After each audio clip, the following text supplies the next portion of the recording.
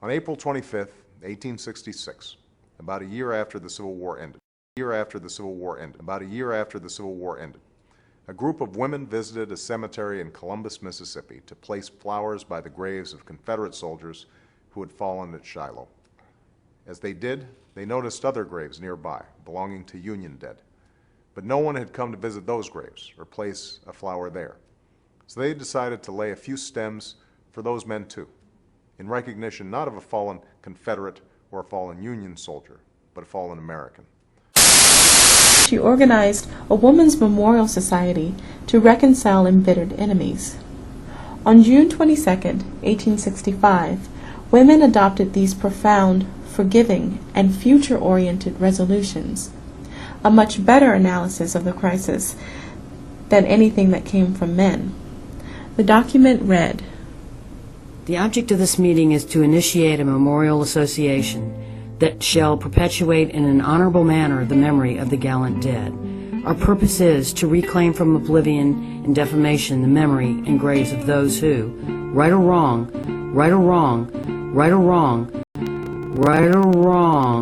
stood by their country's cause, firmly believing that posterity will acknowledge we did our duty. In no invidious spirit do we come. The political storm that shook our country to its foundation, we hope, is past. We are done with the Confederate cause and are willing to do all that women can do to stem the tide of bitterness and angry feelings. We will practice and teach forbearance and patience, which will finally bring peace and justice. The society shall not be ephemeral in its character, but a permanent institution, establishing an anniversary memorial observances, the object of which will be to renew and ornament the graves of soldiers, whether strangers or our own sons.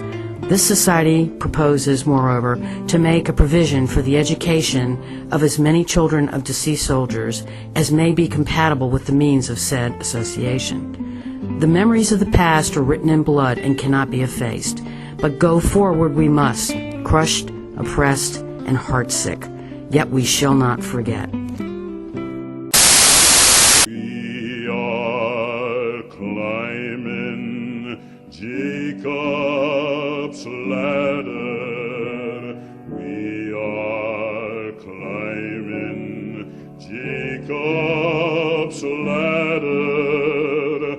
We are climbing Jacob's ladder. Soldiers of the cross, rise and shine and shout for glory. Rise and shine and shout for glory. Rise and shine and shout for glory. Soldiers of the cross. Every round goes higher and higher. Every round goes higher and higher.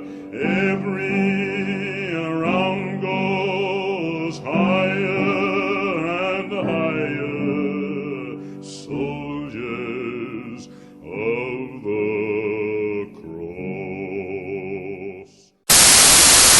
The political storm that shook our country to its foundation, we hope, is past. Stem the tide of bitterness and angry feelings. About a year after the Civil War ended.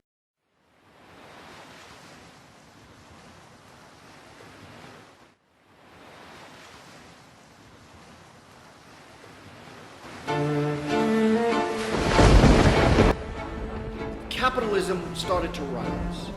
But what began to happen is that in capitalism rising, it began to stifle capitalism because capitalism demands, as an economic system, that people are always trying to rise to the higher. They're competing. Competition fuels capitalism. But if you could buy an African for $300 and then pay somebody for 20 years $300 a year, which would you do? You'd buy someone one time for $300.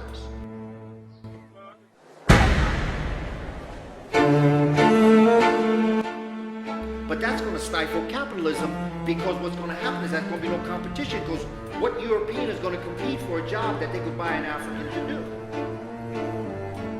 So the North said, look, enslavement of African people is stifling capitalism.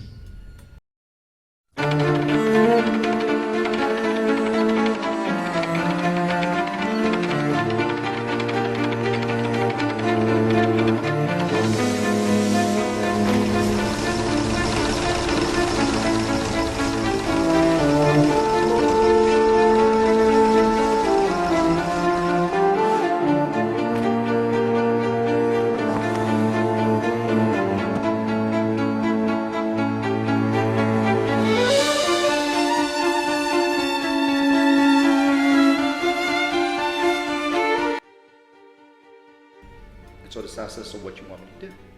They said, well, you got to free your Africans. I said, free my Africans? Well, how am I going to get my money? North said, don't worry about it. We'll take care of it. They said, we don't trust you.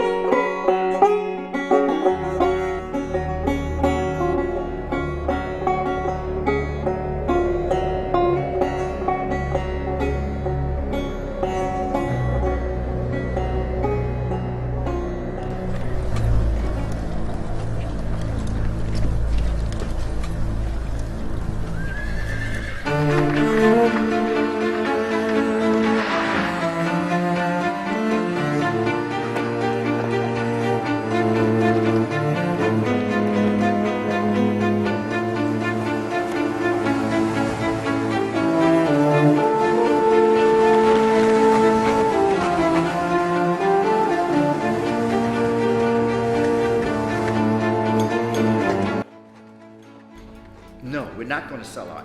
We are not going to stop enslaving Africans. We're just not going to do it. North said, but you have to, because it's going to stifle capitalism, and we're going to choke with overproduction without an ability to sell what we're... South said, but that's not my problem, because I can sell my raw materials any place in the world.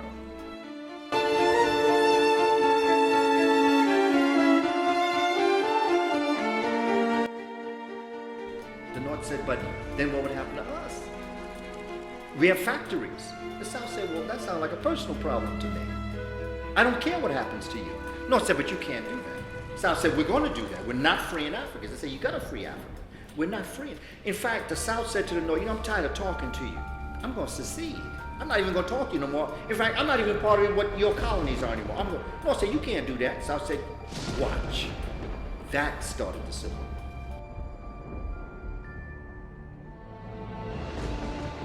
Abraham Lincoln himself said, if I could keep Africans enslaved and preserve the Union, I would do that. Abraham Lincoln didn't want to free African people. He had to because of capitalism, because he saw what was happening.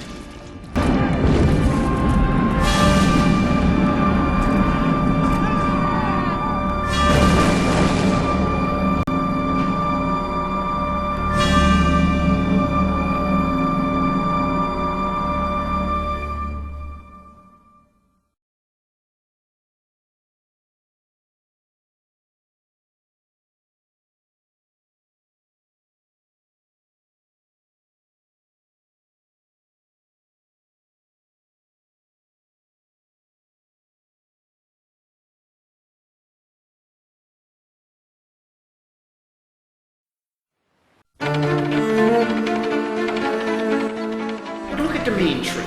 Let's continue the story. Now you have Africans that are free, who are part and parcel of America, who deserve not just a break, but they need a little bit more, because they deserve, because they built America and made America what it was.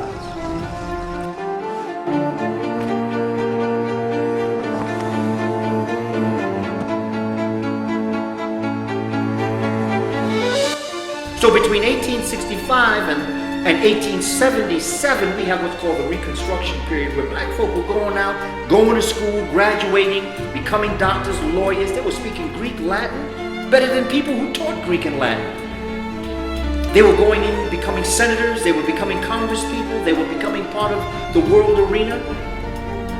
Europeans got scared. So what did they do?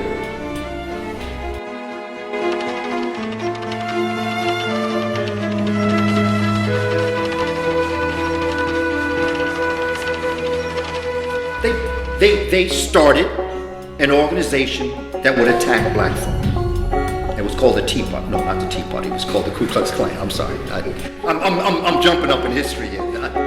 They're going to start to pass laws where segregation is going to exist, because they don't want Africans to be able to take the jobs that are going to be fueled by capitalism.